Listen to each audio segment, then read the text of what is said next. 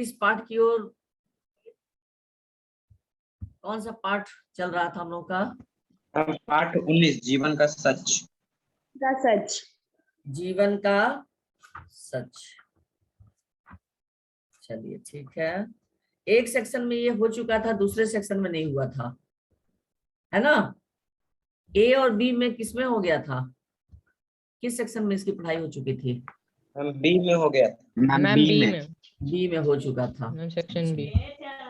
ए में नहीं हो पाया था ना, कोई बात नहीं, मैं फिर से पढ़ा दे रही हूँ, सभी बच्चे फिर से ध्यान से सुन लें।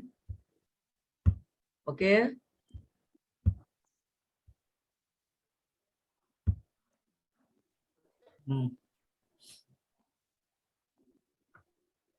ये मैंने बताया था कि किस विधा में लिखा गया है? पत्र। मैम पत्र विधा।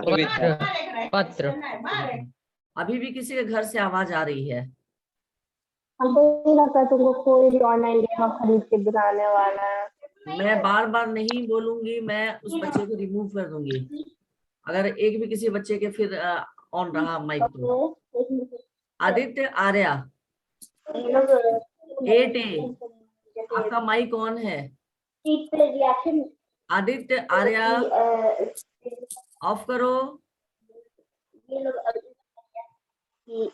अपने आप को म्यूट करो।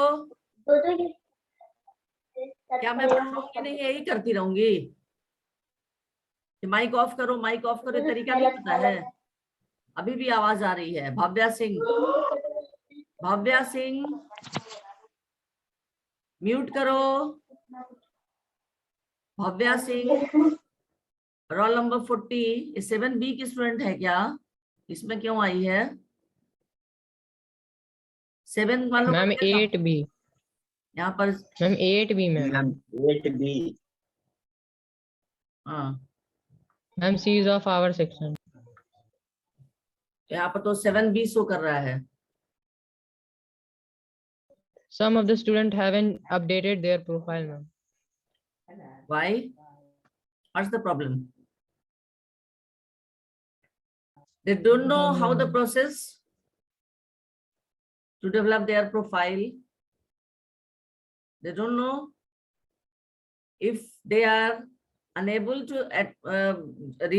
join, ask their computer teacher. There are so many computer teachers in our school. Please contact him or her.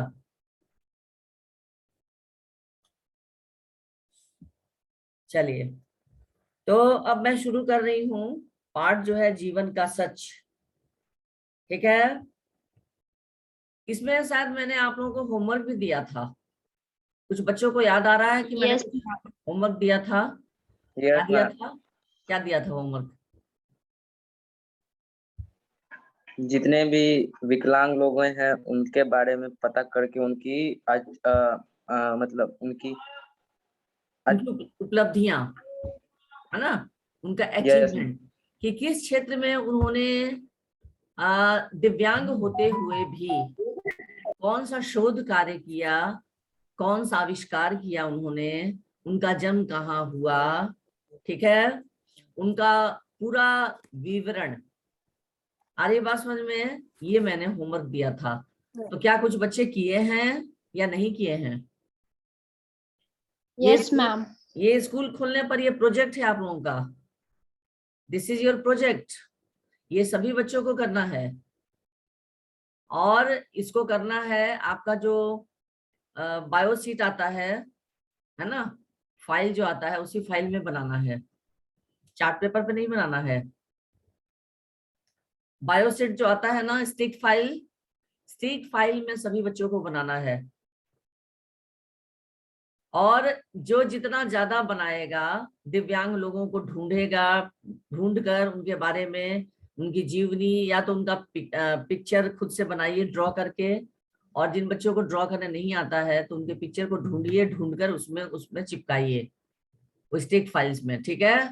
और एक तरफ उनकी उपलब्धियों को लिखेंगे कि किस क्षेत्र में उन्होंने कौन सा आविष्कार किया दिव्यांग होने के बावजूद। सबका माइक ऑफ रहना चाहिए लेकिन वीडियो ऑन रहना चाहिए। सिर्फ शौर्यम राज का मैं देख रही हूँ, गौरव कुमार का देख रही हूँ कि माइक वीडियो ऑन है, बाकी सभी बच्चों का वीडियो ऑफ है। वाई? हाँ, ऑन करो वीडियो। यस, आयुष रतन। वेदांश का भी ऑफ दिखा रहा है। हर्ष राज 8A, सभी लोग अपना वीडियो ऑन करो।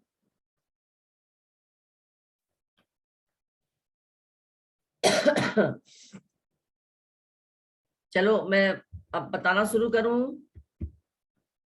यहाँ पर मैंने आप लोगों को बताया था पत्र के विधा में ये है, तो सबसे पहले ऊपर लेफ्ट साइड में क्या लिखते हैं हम लोग? पता लिखते हैं। पता लिखते हैं ना? हाँ, यस मैम। तो पता जब लिखते Yes, हैं ma'am. तो Yes, Yes. ma'am. ये स्कूल में जब भी परीक्षा में हम लोग लिखते हैं तो पता की जगह पे लिखते हैं हम लोग परीक्षा भवन। उसके बाद दिनांक लिखते हैं, दिनांक के बाद संबोधन लिखते हैं, जिसको हम संबोधित कर रहे हैं। यहाँ संबोधन में दिया हुआ है प्रिय रेखा, अल्प विराम का मैंने आप लोगों को चिन्ह दिलवाया था, सप्रेम नमस्ते पूर्ण विराम, ये मैंने करवा दिया था। किए थे ना तुम लोग क्लास में? अपनी किताब में किए थे Yes, ना? ma'am. हाँ, तो अब देखिए, बहुत दिनों से तुम्हें पत्र नहीं लिख पाई, मुझे तुम्हारी बहुत याद आ रही है। आज मैं एक विलक्षण अनुभव से गुजरी हूँ जिसने मेरे मन पर गहरा प्रभाव डाला। मैं इस अनुभव को तुझसे साझा करना चाहती हूँ। बच्चों देखो, यहाँ अर्थ दिया हुआ है। सबसे पहले तो जितने भी कठिन वर्तनी है उसको आप लोग अंडरलाइन करेंगे। मैंने अंडरलाइन आप लोगों को करवाया था, बताया भी था। विलक्षण, मैम आप ये पे चुकी थी। हाँ, यस बोलो। मैम आप ये वाला पेज पढ़ा चुकी थी। ये पढ़ा चुकी थी मैं? अच्छा, फिर कहाँ से शुरू करना था? 105 का सेकंड पैराग्राफ पढ़ना। मैम नेक्स्ट पेज का सेकंड पैरा, हेलन का जन्म। अच्छा अच्छा, यहाँ तक हो गया था सब। और जितनी कठिन वर्तनी था Yes. उसको मैंने अंडरलाइन भी करवा दिया था। सब लोग अंडरलाइन Yes, किए ma'am. थे? क्योंकि अभी तो ऑफलाइन में, ऑनलाइन में इस तरह से हो रहा है, लेकिन ऑफलाइन जिस दिन स्कूल खुल जाएगा और आप लोगों को आना होगा, मैं ब्लैक बोर्ड पर आप लोगों को लिखवाऊंगी। इसके लिए आप सबको तैयार रहना होगा। जितने भी चैप्टर्स हैं सबकी कठिन वर्तनी को अच्छे से याद करके रखना होगा, शब्दार्थ के साथ। ओके, चलिए। हेलेन का जन्म 27 जून 1880 को हुआ। वे जब 1.5 साल की थी तब अचानक बहुत बीमार हो गई। उस बीमारी के कारण उनकी देखने व सुनने की शक्ति चली गई। किसकी? Helen Keller. ठीक है, इनका पूरा नाम है हेलेन केलर। उनकी इस अवस्था से सब चिंतित हो गए। उन्हें लगा कि अब उनके जीवन में अंधेरा छा जाएगा, वे कभी कुछ नहीं कर पाएंगी। लेकिन हेलेन ने अपने दृढ़ संकल्प शक्ति के सहारे ऐसी सब दुश्चिंताओं को निर्मूल कर दिया। दुश्चिंताओं का मतलब होता है, अर्थ इसका बुरी चिंताओं, निर्मूल यानी पूरी तरह से नष्ट, बेबुनियाद, है ना? निर्मूल यानी बिना मूल के, बिना जड़ के, यानी बेबुनियाद। उन्होंने अपने दृढ़ इच्छा शक्ति के द्वारा, दृढ़ संकल्प, ठीक है, दृढ़ संकल्प का मतलब होता है किसी भी चीज के प्रति पूरी तरह से ये संकल्प ले लेना कि चाहे कोई भी परिस्थितियां क्यों ना आए, हमें आगे बढ़ना है। और यही हेलेन केलर ने किया। अपने परिवार व अध्यापिका सुलीवान, उनकी अध्यापिका का क्या नाम था? सुलीवान के सहयोग से उन्होंने स्नातक की डिग्री प्राप्त की, यानी उन्होंने बीए की परीक्षा पास की। उन्होंने सदा आत्मदया को अपना सबसे बड़ा शत्रु माना। आत्मदया, आत्मदया का अर्थ होता है अपने ऊपर दया करना। यह सोचना कि अरे मैं तो अपाहिज हूँ, मैं तो दिव्यांग हूँ, मुझसे तो ये काम नहीं होगा, मुझे जरूर किसी की सहायता लेनी पड़ेगी, बिना किसी की सहायता के मैं तो कुछ नहीं कर पाऊंगी। ये सोचना ही अपने आप पर दया करना होता है। आई बच्चों बात समझ में? अपनी कड़ी मेहनत के Yes, बल ma'am. पर उन्होंने अनेक पुस्तकों की रचना भी की। सोचिए, उन्होंने बहुत कड़ी मेहनत की और इसके बल पर उन्होंने बहुत सारी पुस्तकों की रचना भी की। ठीक है, बात आ रही है बच्चों समझ में? हाँ यस मैम। हाँ, हेलेन Yes, मानती ma'am. थी हेलेन मानती थी कि जब खुशियों का एक दरवाजा बंद होता है तो दूसरा खुल जाता है, लेकिन काफी बार हम उस बंद दरवाजे को देखकर पछताते रहते हैं, जिससे नए खुले दरवाजे को देख नहीं पाते। कई बार ऐसा होता है कि ईश्वर सबके साथ न्याय करता है। कहा जाता है कि ईश्वर कभी किसी को दुख नहीं दे सकता, क्योंकि हम सब उसकी संतान हैं। तो ईश्वर एक दरवाजा बंद करता है, इसका अर्थ होता है कि अगर वो किसी को दिव्यांग बना देता है, किसी को अंधा, गूंगा, लंगड़ा, कुछ भी किसी भी तरह से अपाहिज यदि बना देता है ईश्वर, तो उसके लिए दूसरा दरवाजा खोल देता है। क्योंकि मान लीजिए अगर कोई व्यक्ति दिव्यांग हो जाता है, किसी कारणवश वो अपाहिज हो जाता है, उसकी देखने की, सुनने की, बोलने की क्षमता यदि समाप्त हो जाती है, तो क्या वो जीवन भर उसी तरह से रहेगा? तो नहीं बच्चों, ऐसे लोगों के लिए ईश्वर दूसरा दरवाजा जरूर खोल देता है। हेलेन का जीवन ऐसे प्रेरक प्रसंगों से भरा पड़ा है जिन्हें समझने से हम अपने भीतर नई शक्ति, नई ऊर्जा प्राप्त करते हैं। यानी हेलेन का जीवन जब हम पढ़ेंगे और उनके बारे में जब उनके जितने भी प्रसंग, जितनी भी घटनाएं उनके जीवन में घटित हुई, तो यहाँ लेखक कह रहे हैं कि यदि हम लोग पढ़ेंगे तो लगेगा कि हमें भी नई कोई शक्ति मिल रही है, नई ताकत मिल रही है, और सोचते हैं कि अरे ये दिव्यांग एक महिला होकर, एक स्त्री होकर जब इतना कुछ कर सकती है, तो हम लोग तो भगवान की कृपा से पूरी तरह से स्वस्थ हैं, तो हम लोग भला क्यों नहीं कर सकते। ठीक है। अपनी देखने व सुनने की शक्ति छीन जाने पर उन्होंने बोलना भी बंद कर दिया, मानो बोलना भूल गई हूँ। यानी देखने और सुनने की शक्ति उनकी समाप्त हुई थी, बोलने की नहीं, लेकिन उन्होंने बोलना भी बंद कर दिया। लेकिन बोलने की प्रबल इच्छा उन्हें बार बार उद्वेलित करती। उद्वेलित का अर्थ होता है अशांत। ठीक है। उन्हें बार बार उनका मन अशांत हो जाता। उनकी बोलने की इच्छा होती थी, लेकिन वो बोलती नहीं थी। वे तरह तरह की आवाजें निकालती और ऐसा करते हुए अपना एक हाथ गले पर और दूसरा हाथ होठों के ऊपर रखती थी, ताकि दोनों जगह होने वाले परिवर्तनों को महसूस कर सके। एक हाथ कहाँ रखती थी वो? ऐसे गले पर। दूसरा हाथ कहाँ रखती थी? होठों पर।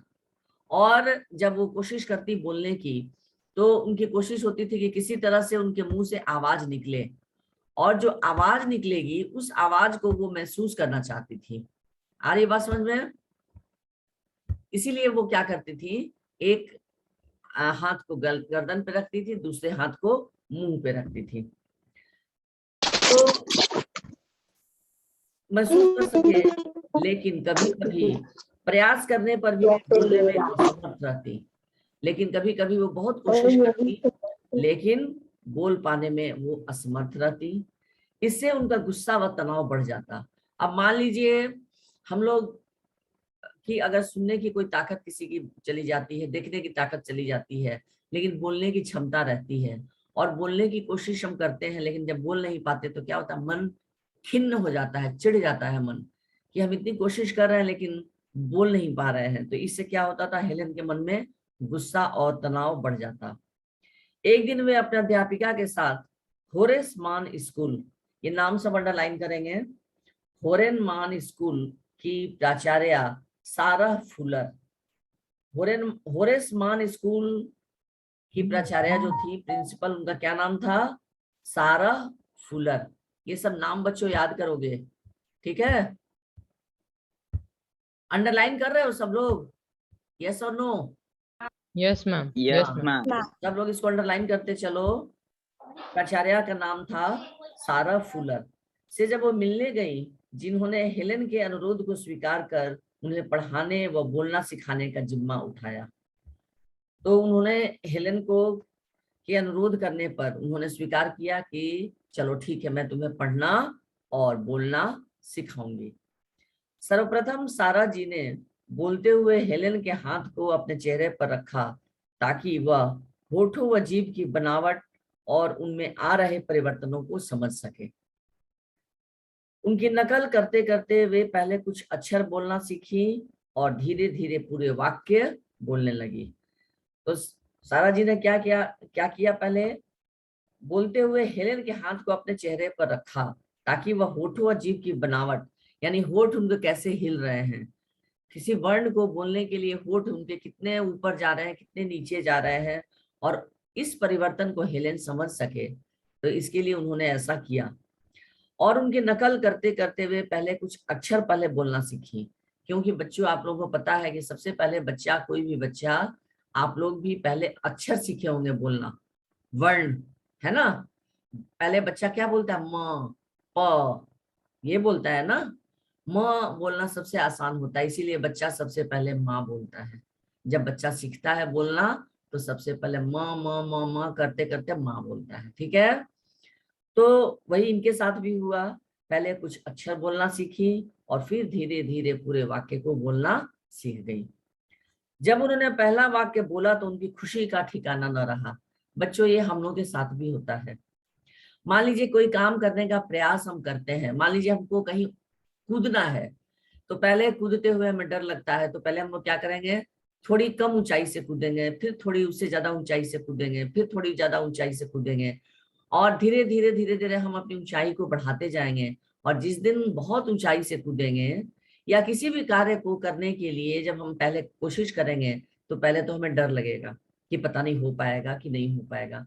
लेकिन धीरे धीरे जब हमारी कोशिश में हम सफल होते जाते हैं, और जिस दिन पूरी तरह से सफल हो जाते हैं बच्चों, उस दिन खुशी का ठिकाना नहीं रहता है। यही हुआ किसके साथ, बताइए। हेलन के के साथ। लिए। हेलेन के साथ। यह सिलसिला यही नहीं रुका। धीरे धीरे कठिन परिश्रम व अथक अभ्यास द्वारा वे खूब अच्छी तरह बोलने लगी। और ऐसा नहीं था कि उनकी मैडम ने उन्हें सिखा दिया और उसके बाद वो घर आकर चुप बैठ जाती थी, ऐसा नहीं। वो घर आकर फिर लगातार अभ्यास करती रहती थी, बोलने की प्रैक्टिस करती रहती थी, और अंत में ऐसा हुआ कि फिर वो धड़ल्ले से बोलने लगी, ठीक है। हेलेन को बोलते देखकर उनका परिवार व अन्य साथी सब बहुत खुश हुए।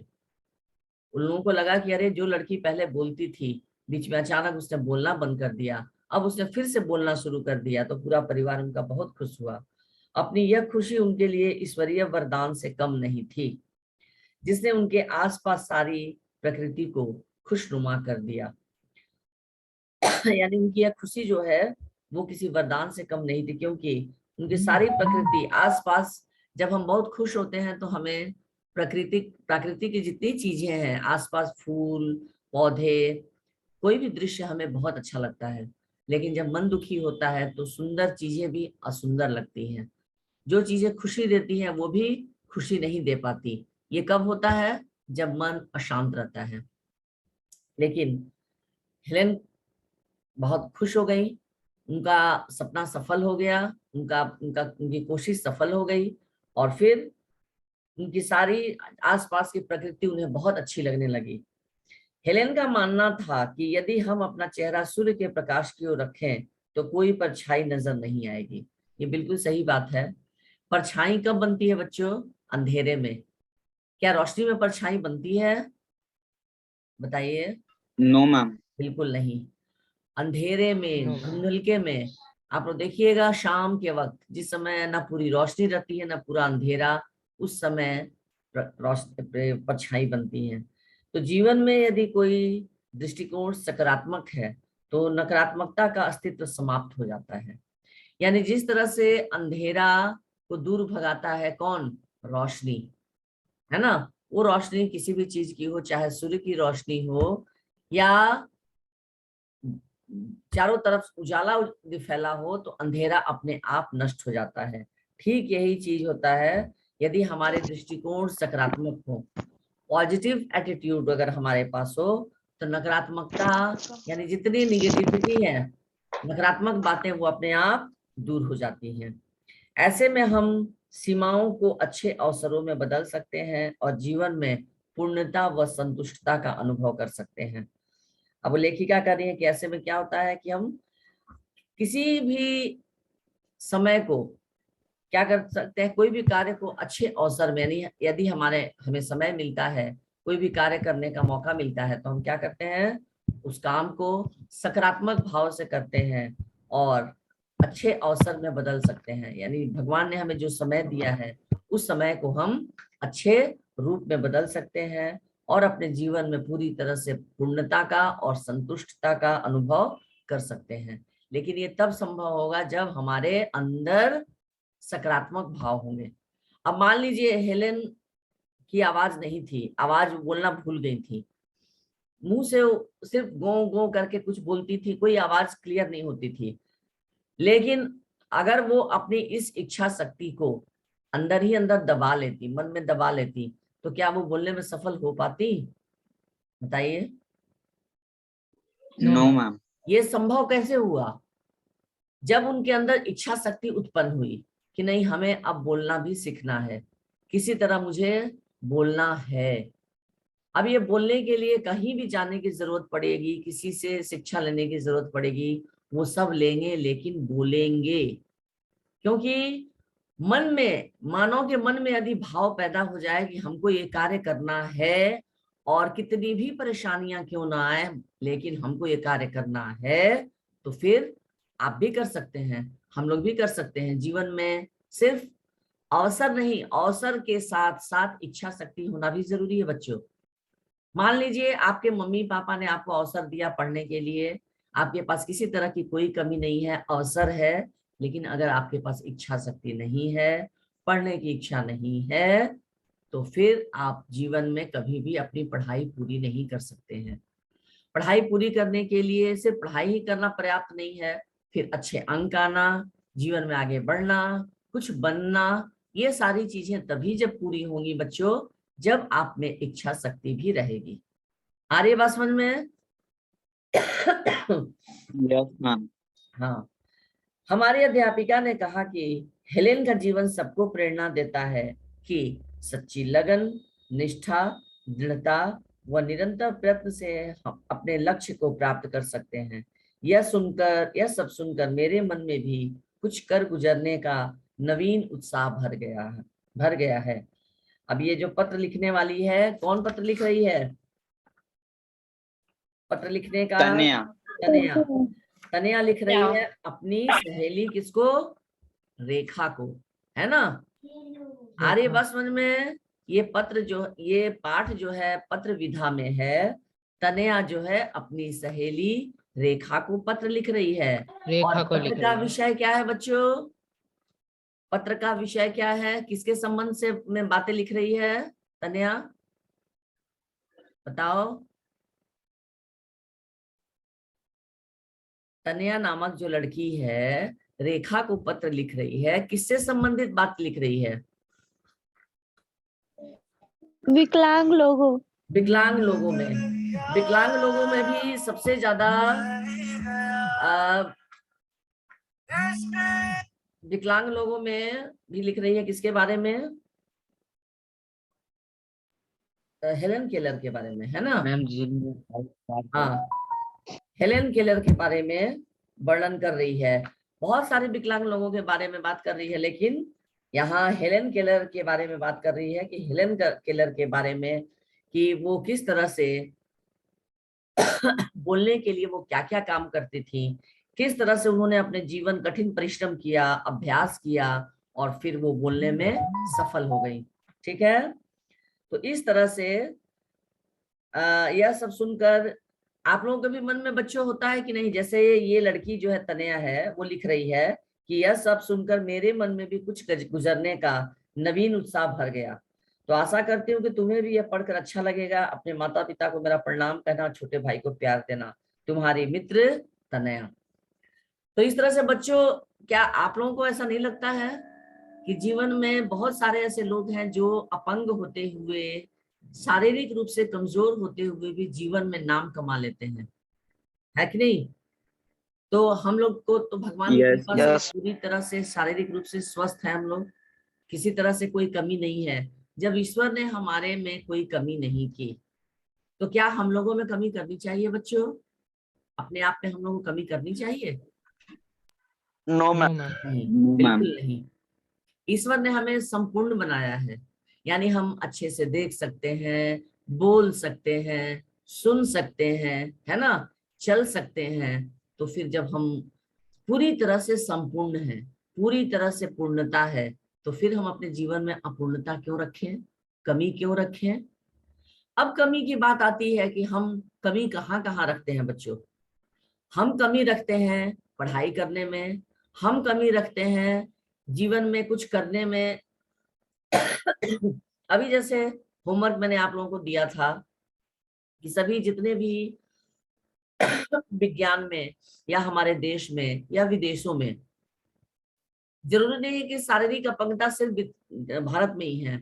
बहुत ऐसे व्यक्ति हैं जो विदेशों में रहते हैं, विदेशी हैं, लेकिन उन्होंने कोई ना कोई आविष्कार किया दिव्यांग होते हुए। हो सकता है उनमें कोई देख नहीं सकता था, हो सकता है उनमें कोई बोल नहीं सकता था, हो सकता है उनमें कोई चल नहीं सकता था। तो इन लोगों के बारे में आपको संग्रह करने के लिए मैंने प्रोजेक्ट दिया है। अब किसी बच्चे को मान लीजिए 4 ही मिलता है, किसी को 5 मिलता है, किसी को 6 मिलता है, किसी को 10 मिल जाता है। तो ये बच्चों बताइए कि अंतर क्यों हो रहा है, क्यों हो रहा है?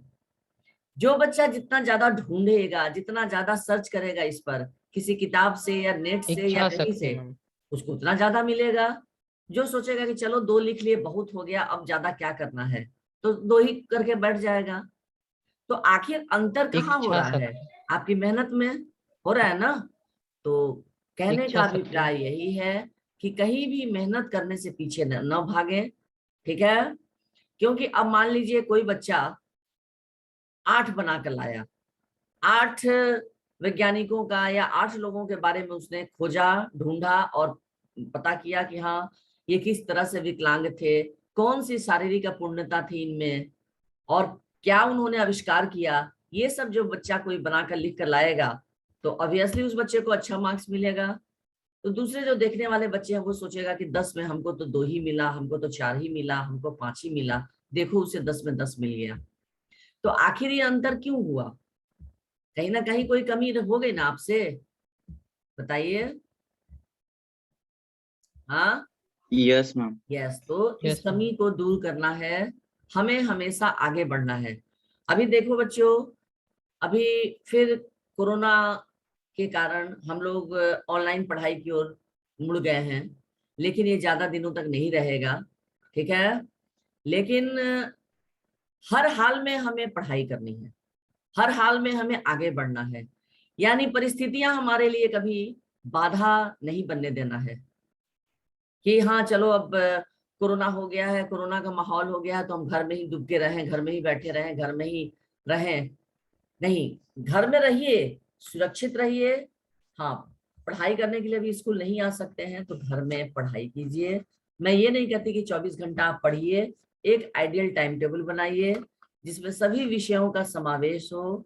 जो भी टीचर आपको पढ़ा रहे हैं, जिस सब्जेक्ट की जिस दिन पढ़ाई हो रही है उस चैप्टर को उस दिन पढ़ें। अब जैसे ये मैंने आप लोगों को होमवर्क दिया है, अब इसके बारे में इसको सर्च कीजिए, ढूंढिए, लिखिए, क्योंकि दुकानें नहीं बंद हैं। आप स्टिक फाइल्स खरीद सकते हैं, खरीद कर बनाइए। मेरी बात समझ में आ रही है सबको? हाँ yes ma'am. Ma'am yes ma'am. क्योंकि स्कूल खुलने पर सबको जमा करना है, ये आपका प्रोजेक्ट वर्क है, ठीक है ना। अब मान लीजिए किसी बच्चे को ये लगता है कि हम स्टिक फाइल में ना बनाकर हम पीपीटी बनाएंगे। पीपीटी भी बनाने बहुत बच्चों को आता होगा, आता होगा ना। यस हाँ मैम। Yes ma'am. हाँ, तो अगर आपकी इच्छा होगी कि हम पीपीटी में बनाएं 5 मान लीजिए आविष्कारकों का नाम, जो किसी न किसी स्लाइड्स के रूप में उनका फोटो देते हुए कि कहाँ किस क्षेत्र में वो अपाहिज थे उनके बारे में पूरा लिखते हुए, अगर आप पीपीटी भी बनाकर भेजना चाहें तो आप पीपीटी भी भेज सकते हैं। Choice is your. अगर पीपीटी बनाने में आप सक्षम नहीं है तो फिर आप स्टिक फाइल में बनाइए। और अगर कोई बच्चा मैम पीपीटी, हाँ बोलो। मैम पीपीटी बना के फिर उसका मैम प्रिंट लेके फिर सबमिट कर सकते हैं कि PPT ma'am direct online send नहीं, करना पड़ेगा? ऑनलाइन डायरेक्ट पीपीटी मुझे भेज सकते हो मेरे पर्सनल व्हाट्सएप पे, अपना नाम वगैरह पूरा लिख कर, ठीक है ना। पीपीटी में पूरा लिखोगे ये परियोजना कार्य, हिंदी परियोजना कार्य, ठीक है। और यस विषय, मैम। विषय में क्या लिखोगे? विभिन्न ये दिव्यांग, मैं प्रश्न भेज दूंगी, मैं आपके व्हाट्सएप पर भेज दूंगी क्या बनाना है, ठीक है ना। तो पीपीटी में या आप जो हाथ से बना रहे हैं जो भी, उसमें भी आप ऊपर में लिख देंगे। ठीक है, आ रही बात समझ में? जो स्टेप फाइल बनाएंगे उस पर भी परियोजना कार्य लिखेंगे, हिंदी परियोजना कार्य, और किस चीज से संबंधित है? विकलांग व्यक्तियों की उपलब्धियां। आ रही बात समझ में? ये मैं लिख कर भेज दूंगी कि या पीपीटी का या परियोजना कार्य का विषय क्या है। विकलांग व्यक्तियों की, है ना, उपलब्धियां, उनके कार्य और उनकी उपलब्धियां। ठीक है, यही टॉपिक रहेगा। और इसी से संबंधित यदि आप पीपीटी बना सकते हैं तो वेल एंड गुड, नहीं पीपीटी बना सकते हैं तो फिर आप स्टिक फाइल में ही बनाकर, लेकिन सबका बनना चाहिए। अब संख्या आप पे निर्भर करता है कि किसी 2 व्यक्तियों के बारे में बनाएंगे कि 4 के बारे में बनाएंगे कि 5 का। 5 से कम नहीं होना चाहिए बच्चों, कम से कम 5 व्यक्तियों का तो निश्चित बनाएंगे आप। 5 से ज्यादा बनाएंगे तो वेल एंड गुड, लेकिन 5 से कम नहीं होना चाहिए। बात आई समझ में? हाँ, यस मैम। यस। अब देखो यहाँ पर प्रश्नोत्तर जो कि प्रश्नोत्तर दिए हुए हैं, इसको भी आपको करना है। इस पाठ को करने से पहले कॉपी में सबसे पहले लिख लेंगे पाठ का नाम, इसके बाद जितने इसमें कठिन वर्तनी है सबको लिखेंगे। जिस का शब्दार्थ दिया हुआ है वो शब्दार्थ बगल में लिख लेंगे, जिसका शब्दार्थ नहीं दिया हुआ है वो मुझसे पूछेंगे तो मैं बता दूंगी। उसके बाद प्रश्नोत्तर। रोहन ने अपना काम कम समय में करने का क्या कारण बताया? चलिए, कौन बच्चा बताएगा? मैम, रोहन ने अपना काम कम समय में करने का यह कारण बताया कि उसका एक बड़ा भाई है जो दिव्य चक्षु है, हाँ, कॉलेज में गणित विषय की पढ़ाई कर रहा है। हाँ, मैं उसके लिए सारे पाठ जोड़ जोड़ से बोलकर पढ़ता हूँ, जिस वजह से मैं भी गणित सीख जाता हूँ। और जब मुझे कुछ समझ में नहीं आता तब मैं अपने भाई की मदद लेता हूँ। Very good. रोहन ने अपना काम कम समय में करने का कारण यही बताया कि उसका एक बड़ा भाई है जो दिव्यांग है, दिव्य चक्षु। ठीक है, और वह कॉलेज में गणित विशेष पढ़ रहा है। और रोहन अपने भाई के लिए क्या करता था कि सभी पाठ को जोर जोर से बोलकर पढ़ता था, और ऐसा करने से वो बहुत कुछ सीख गया था और उसका भी अभ्यास हो जाता था। और जहां उसे कठिनाई होती थी वो अपने भाई से उस मदद लिया करता था। तो रोहन की ये सारी बातें सुनकर सभी उसके दोस्त बहुत आश्चर्यचकित भी हो गए। अच्छा, और ये बताओ, आश्चर्यचकित होने के साथ साथ क्या उन लोगों ने प्रेरणा भी लिया? प्रेरणा लिया ना? Yes ma'am. प्रेरणा क्या लिया कि यदि हम बोल बोल कर जोर जोर से पढ़ते हैं तो हमारा फायदा होता है। अध्यापिका ने लुई ब्रेल और विथुअन के बारे में क्या बताया? अध्यापिका ने लुई ब्रेल के बारे में बताया कि वे स्वयं देख नहीं सकते थे, परंतु उन्होंने दिव्य चक्षु लोगों के लिए ब्रेल लिपि का आविष्कार किया। बीथोवन के बारे में बताते हुए अध्यापिका ने कहा कि वे स्वयं सुन नहीं सकते थे, परंतु सबसे मधुर संगीत रचना करने के लिए वे इस दुनिया में विख्यात हैं। यानी ये दोनों दिव्यांग थे। सबसे तो बड़ी बात थी कि ये दोनों दिव्यांग थे। लुई ब्रेल जो स्वयं देख नहीं सकते थे, लेकिन सोचिए अपने दृढ़ इच्छा शक्ति के द्वारा उन्होंने लाखों करोड़ों अंधे लोगों के लिए एक ब्रेल लिपि का निर्माण कर दिया, और उन्हीं के नाम पर उस लिपि का नाम पड़ा ब्रेल लिपि, जिसमें क्या होता है, अक्षर उभरे रहते हैं, ऊंचे ऊंचे अक्षर रहते हैं, जिसको अंधे जो है ऐसे टच करके उसको पढ़ते हैं।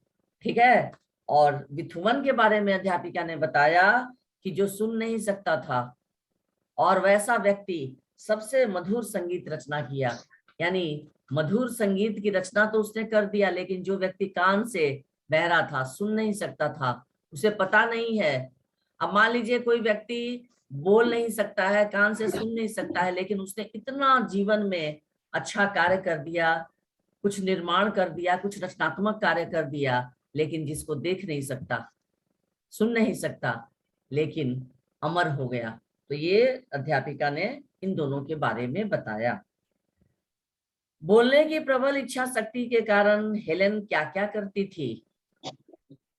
बोलने की प्रबल इच्छा शक्ति के कारण हाँ, हेलन अपने बोलने की प्रबल इच्छा शक्ति के कारण हेलन अपने गले से तरह तरह आवाजें हाँ, निकालती और ऐसे करती, हाँ, अपने एक हाथ गले पर और दूसरा हाथ अपने होठ पर रखती। हाँ, वेरी गुड। ताकि दोनों जगह के होने वाले परिवर्तनों को महसूस कर सके। महसूस कर सकते हैं। हाँ, और इस तरह से प्रयास करने पर धीरे धीरे वे बोलने में समर्थ भी होने लगी। पहले तो उन्हें बहुत कठिनाई हुई, बहुत गुस्सा हुआ, मन उनका बहुत चिड़चिड़ा हो गया, गुस्सा और तनाव उनके मन में आ जाता था, लेकिन वे अपनी इन सारी परिस्थितियों से जूझती रही, लगातार जूझती रही और अंत में सफल भी हुई। ठीक है। सारा फुलर ने हेलेन ने किस प्रकार बोलना सीखा? हैरिस मान स्कूल की प्राचार्य सारा फुलर ने हेलेन को बोलना सिखाने के लिए उसके हाथ को अपने चेहरे पर रखा, ताकि हेलेन होठों व जीभ की बनावट और उनमें आ रहे परिवर्तनों को समझ सके। और ऐसा करते करते हेलेन कड़े अभ्यास के बाद बोलना सीख गई। हाँ, क्योंकि ऐसा करते करते क्या हुआ कि वे पहले अक्षर बोलना सीखी और फिर धीरे धीरे पूरे वाक्य बोलना सीख गई। तो सारा फुलर ने उन हेलेन को बोलने के लिए उनके हाथों को लेकर क्या करती थी, अपने चेहरे पर रखती थी और होठों पर रखती थी, ताकि जीभ की बनावट और होठों में आ रहे जो परिवर्तन है उसको हेलेन महसूस कर सके और समझ सके कि हाँ क्या बोलना है। तो इस तरह से धीरे धीरे उसने प्रयास किया और फिर बोलना सीख गई। हेलेन का जीवन सबको क्या प्रेरणा देता है? 5वां नंबर प्रश्न है कि हेलेन का जीवन सबको क्या प्रेरणा देता है? हेलेन का जीवन